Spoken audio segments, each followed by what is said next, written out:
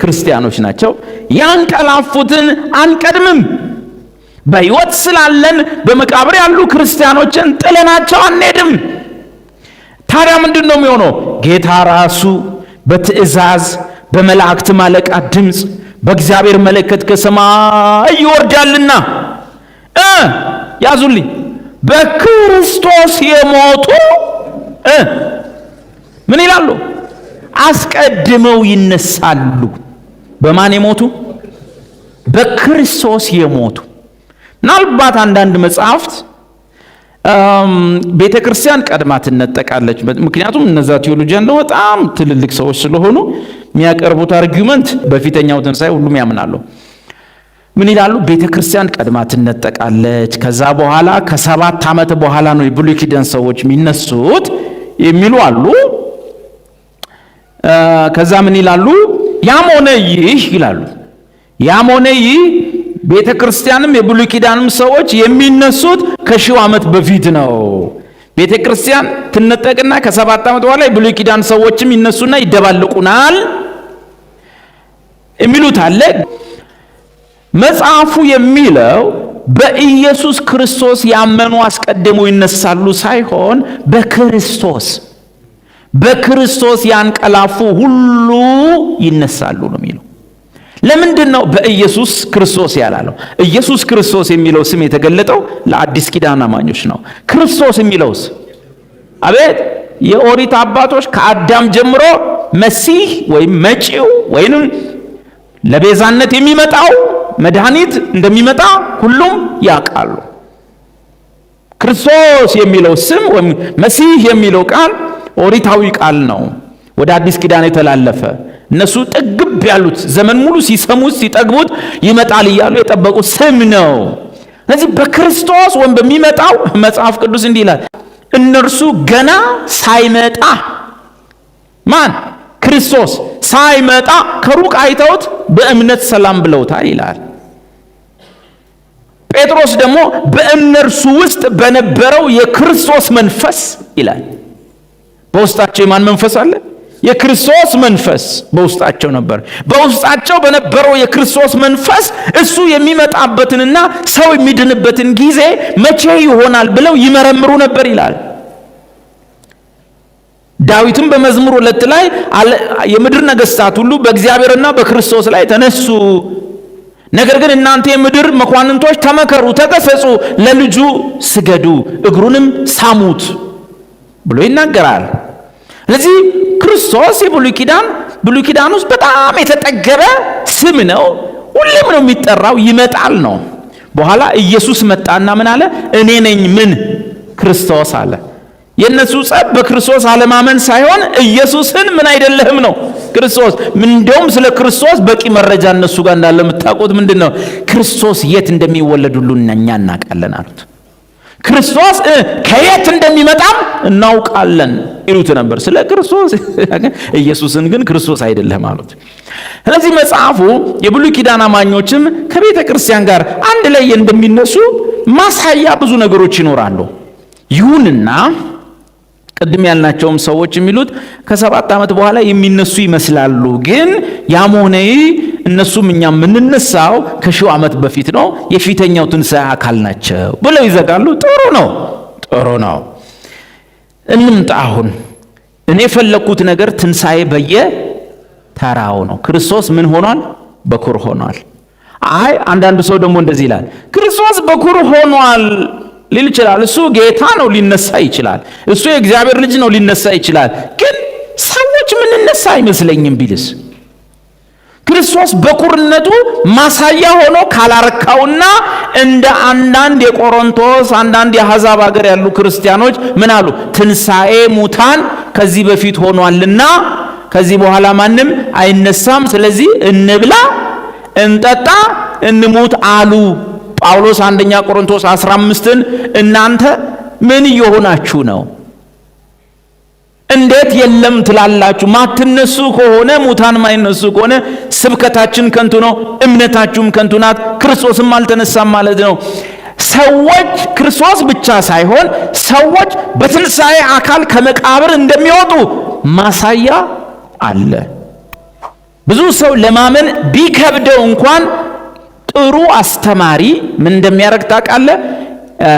ኤግዛምፕል ያበዛል አይደል? ለምሳሌ ይልና ኤግዛምፕል የሆነ ነገርና ማሳያ ቲቺንግ ኤድስ ይባላሉ። የትምህርት መርጃ መሳሪያዎች ስለ ክብደት ያስተምረንና ሚዛን ሰርታችሁ ነው ይላል። ወይ ሚዛን ይዞ ይመጣል ክላስ ውስጥ ጎበዝ አስተማሪ ሚዛን ሰርቶ ይመጣና እንዲቆጭ ያደርጉና ይሄ ይኸውላችሁ ሚዛን ይባላል ክብደት ምን ለካበት ምናምን ብሎ ድሮ ያስተምረን ነበር አይደል? ምሳሌዎች አሉ። ጎበዝ አስተማሪ ሲያስተምር የትምህርት መርጃ መሳሪያዎችን ይጠቀማል። ጌታችን ኢየሱስ ክርስቶስ በትንሣኤ አካል ከመቃብር ሰው እንደሚወጣ እሱ ወጥቶ ባሳየበት ቀን ላይ ሰዎችም አብረው እንዲወጡ አድርጓል። እውነት ውሸት? ስለዚህ እሱኛውን ትንሣኤ እንየው። እሱ ፓርሻል ሪዘረክሽን የሚባለው ወይም ከፊል ትንሣኤ የሚባለው ወደፊት እያንዳንዱ ሰው ከመቃብሩ እንደሚወጣ ማሳያ የዛሬ 2000 ዓመት ላይ ኢየሱስ ከመቃብር ሲወጣ በትንሣኤ አካል ለሐዋርያቱ ሲገናኛቸው እሱ ብቻ ሳይሆን ከሙታን ከተነሳ በኋላ በብሉይ ኪዳን የነበሩ ብዙ ቅዱሳን አባቶችና እናቶች ኢየሱስ በተነሳ ጊዜ ከየመቃብሮቻቸው ወጥተው በአንዳንድ የኢየሩሳሌም ከተሞች ወይም ሰፈሮች መንደሮች ውስጥ ለብዙ ሰዎች ታዩ። ለብዙ ሰዎች ይታዩ ነበር። ኢየሱስ ምድር ላይ 40 ቀን ቆየ ከተነሳ በኋላ። ምናልባት እነዚህ ሰዎች ለ40 ቀናት ኢየሱስ ይህን ቦታ እስኪለቅ ድረስ በስጋ በትንሣኤ አካል እስኪ ድረስ በተለያዩ ቀናት ላይ ምናልባት ለ40 ቀን ሊሆን ይችላል። ምክንያቱም እሱ ሳይሄድ እነሱ የሚሄዱበት ምክንያት የለም። ብቻ በየከተሞች በተለያዩ ቦታ ላይ አንቀላፍተው ከነበሩ የብሉይ ኪዳን ቅዱሳን ምናልባት አባቶች፣ ምናልባት ነቢያት፣ ምናልባት ከነገስታት የነበሩ በክርስቶስ አንቀላፍተው የነበሩ ሰዎች ተነስተው ከተማ ውስጥ ለብዙ ሰዎች ታይተዋል፣ ተንጎራደዋል። ማታ የት እንደሚገቡ አታውቅም። ቀን ላይ ታያቸዋለህ። ጸጉረ ልውጥ ሰዎች ናቸው። ሰላም እንዴት ናችሁ እያሉ ከተማ ውስጥ ይሄዳል። የብሉይ ኪዳን የእምነት አባቶች መሲሁን ተስፋ አድርገው ያንቀላፉ መቼ ነው ይመጣል ብለው ያምኑ የነበሩ ኢየሱስ እንደተነሳ በትንሣኤ አካል እንደተነሳ እነሱም ከየመቃብሮቻቸው ወጥተው ለብዙ ሰዎች ይገለጡ ነው። ሰው አያውቅም፣ የት እንደሚሄዱ አያውቅም። በየመንገዱ ሰላም ይላሉ ሰውን። ከዛ በኋላ ምሽት ላይ የት እንደሚያድሩ አይታወቅም። የትንሣኤ አካል ለብሰዋል። እነዚህ ሰዎች ብዙ ናቸው። ብዙ አባቶች፣ ብዙ እናቶች ከተማ ውስጥ ይታዩ ነበር። መጽሐፍ እንዲህ ይላል። ኢየሱስ የሞተ ቀን አይደለም የተነሱት፣ ከተነሳ በኋላ ምን ይላል? መቃብሮችም ምን ሆኑ? ተከፈቱ። ተኝተው ከነበሩትም ከቅዱሳን ወይም God's people ብዙ ስጋዎች ምን ሆኑ? ተነሱ። ቆይ ብዙ ስጋዎች ማቴዎስ 27 ነው። ኢየሱስ የሞተ ቀን ተፈጸመ አለ። ሞተ። ምድር መናወጥ ሆነ። ታላቅ መሰነጣጠቅ ሆነ። ከዛስ በኋላ ከ3 ቀን በኋላ ይሄ ነገር ተፈጸመ። ምን? መቃብሮች ተከፍተው ታዩ። ከዛስ በኋላ እንግዲህ እሱ ተነስቶ ሰላም ለእናንተ ይሁን፣ ሰላም ለእናንተ ይሁን ብሎ ካለ በኋላ ኧረ ሌላም ጉድ አለ። ምን? ብዙ መቃብሮች እየተከፈቱ ነው። ከዚያስ ምን ብለው ከነበሩት? አቤት ምን ብለው ከነበሩት? እስቲ በክርስቶስ የሆነ በሉ ይተኛል እንጂ አይሞትም በሉ። ያንቀላፋል እንጂ ሙት አይደለም። ወንድማችን አልዓዛር አንቀላፍቷል አይደል? እንደውም ተኝቷል ነው ያለው። ወንድማችን አልዓዛር ተኝቷል፣ ሄጄ ልቀሰቀሰው ይገባኛል። አልዓዛር ቤተሰቡ ግን ወይ እያለ ይድፋኝ እያለ እኔን እያለ፣ ኢየሱስ ግን ሲያየው ምን ብሏል? ተኝቷል፣ ሄጄ ላስነሳ ይገባኛል። አልዓዛር ወይም ሴት ልጅ ከሆነች ደግሞ ጣሊታ አንቺ ትንሽ ልጅ ቁሚ። ከቀጠተ ልጅቷ ብድግ። ኢየሱስ ትንሣኤና ሕይወት እኔ ነኝ። ተኝተዋል በሉ። ተኝቶ ነው በሉ። ያ ወዳጄ በሉ። ተኝቶ ነው፣ አንቀላፍቶ ነው። ከድብን ያለ እንቅልፍ፣ ስጋት የለው። ኑሮ ዘይት ተወደደ ምናምን፣ በርበሬ ምናምን፣ መቀሌ ምናምን የለም። ምን ብሏል? ለጥ ተኝተው ከነበሩትም ከቅዱሳን ብዙ ስጋዎች ተነስተውስ ከትንሣኤውም በኋላ ነው። እሺ ከትንሣኤውም በኋላ ከመቃብሮች ወጥተው ሉክ ኢየሱስ ተፈጸመ ሲል መቃብሩ ሁሉ ድንጋይ ሁሉ ቃቃቃቃቃ ምናምን ግን አልተነሱ። ማን ነው የትንሣኤ በኩር? ማን ነው የትንሣኤ በኩር?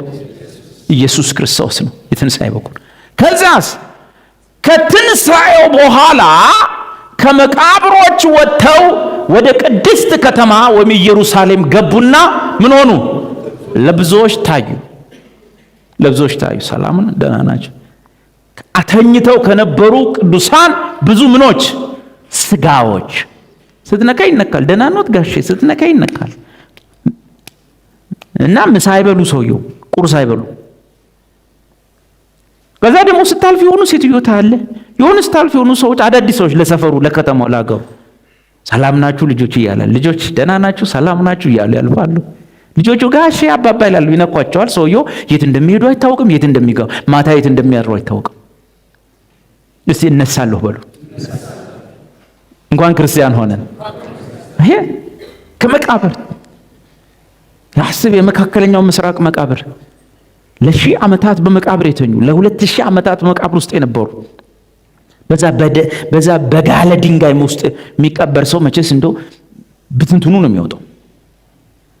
ከዛ ድንጋይ ውስጥ ወጥተው ቃቃቃቃቃ ብሎ ከውስጡ ወጥተው ብዙ ምኖች ስጋዎች ዛትሚስ የትንሣኤ አካል ብዙዎች ወደ ቅድስት ከተማ ገብተው ለብዙዎች ምን ሆኑ? ታዩ። ዋው! ማን ያውቃል እዚህ ውስጥ ሙሴ ይኖር ይሆን? ማን ያውቃል? ኢሳይያስ፣ ኤርምያስ፣ ሕዝቅኤል፣ የብሉይ ኪዳን ነገሥታት እነ ሶሎሞን፣ እነ ሳራ፣ እነ አብርሃም፣ ይስሐቅ፣ ያዕቆብ የዛ ቤተሰብ ሰዎች ክርስቶስን ተስፋ አድርገው ያንቀላፉ የእምነት አባቶች እነ ጌዴዎን፣ ባርቅ፣ ዮፍታሔ፣ ሶምሶን ብዙ ሰዎች። ሰላም ለእናንተ ሰላም ናችሁ? እንዴት ናችሁ? በነገራችን ላይ በትንሣኤ አካሉ ስትሆን የአምላክ ፕሮግራሞች ሁሉ ይገቡሃል እና እነዛ ሰዎች እየተደረገ ያለው እየሆነ ያለው ነገር ሁሉ ይገባቸዋል። ለምንድን ነው ይሄ ከፊል ትንሣኤ የተፈጸመው? ለምንድን ነው ፓርሻል ሪዘሬክሽን የሆነው ሲባል እንድናመን ከፊታችን በመቃብር ውስጥ የተኙ ሁሉ ምን ይሆናሉ? ይነሳሉ። ትንሣኤ በየምንድን ነው? ክርስቶስ ምን ብቻ ነው? በኩር። የምን የክርስቲያኖች ትንሣኤ በኩር። እርግጠኛን ሰው ይነሳል? አዎ። ማሳያ የማቴዎስ 27 ቅዱሳን በመቃብር የነበሩ የወጡት። ስለዚህ ምን አለ ከፊታችን? ምን አለ? ትንሣኤ። የምኖች አስቀድመው በክርስቶስ ያንቀላፉ ይነሳሉ። ከዚያ በኋላ መንግስቱን ይመሰርታል። በሺው ዓመት ሙሉ እነዛሳ የቀሩት ራእይ መጽሐፍ ላይ ራእይ መጽሐፍ ምዕራፍ 20 እኛ በፊተኛው ትንሣኤ ተነሳን፣ በክብር ትንሣኤ፣ በሕይወት ትንሣኤ፣ በጻድቃን ትንሣኤ ተነሳን። እናስ ሌሎቹሳ ምዕራፍ 20 ቁጥር 5 የቀሩቱ ሙታን ግን ይህ 1000 ዓመት እስኪፈጸም ድረስ በሕይወት አልኖሩም። ምን አልሆኑም? ምኑ እስኪፈጸም? 1000 ዓመት እስኪፈጸም በሕይወት አልኖሩም። ይህ የፊተኛው ትንሣኤ ነው። የፊተኛው ትንሣኤ ነው። በፊተኛው ትንሣኤ ዕድል ያለው ብፁዕና ቅዱስ ነው። ለምን? ከ1000 ዓመት በኋላ ያለ ትንሣኤ አለ። በእሱ የሚነሳ ሁሉ ለምንድን ነው የሚነሳው? ለሕይወት፣ ለፍርድ። ኦኬ፣ አሁን ስሞቹን ብቻ ይዛችሁልኝ ሂዱ። ትንሣኤ 2 አይነት ነው። ትንሣኤ በየተራ እንጂ አንዴ ሰው ሁሉ አይነሳም። ስሙም የትንሣኤው ስም ለሕይወት ትንሣኤ መነሳትና ለፍርድ ትንሣኤ መነሳት ነው። ሌላ ስሙሳ ፊተኛው ትንሣኤና የኋለኛው ትንሣኤ ነው። ወይንም የጻድቃን ትንሣኤ ነው፣ ያኛውስ የኃጥአን ትንሣኤ ነው። ሌላውሳ የሕያዋን ትንሣኤ፣ የሙታን ትንሣኤ። የሕያዋን ትንሣኤ ለሕይወት የሚነሱ፣ የሙታን ትንሣኤ ለፍርድ የሚነሱ ክርስቶስ በኩርነቱ ለማን ነው? በክርስቶስ ላንቀላፉት እሱ በኩራት ሆኖ ተነስቷል። ለፍርድ ነው አይደለም፣ ለጥፋት ነው አይደለም፣ ለኩነኔ ነው አይደለም፣ ለክብር፣ ለከፍታ፣ ለንግስና፣ ለህይወት። እናስ ክርስቲያኖች እንዲሁ ይነሳሉ። መጽሐፍ ምን ይላል? ያን ጊዜ ለሱ ሊገዛ ወደሚችልበት አሰራር ክቡር ስጋውን እንዲመስል የተዋረደውን ስጋችንን ምን ያደርገዋል? ይለውጠዋል። እርግጠኛን እንነሳለን።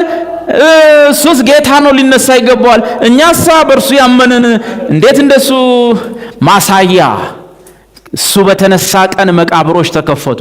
ተኝተው ከነበሩት አምነው ካንቀላፉቱ የኦሪት ቅዱሳን ብዙዎች ተነሱ።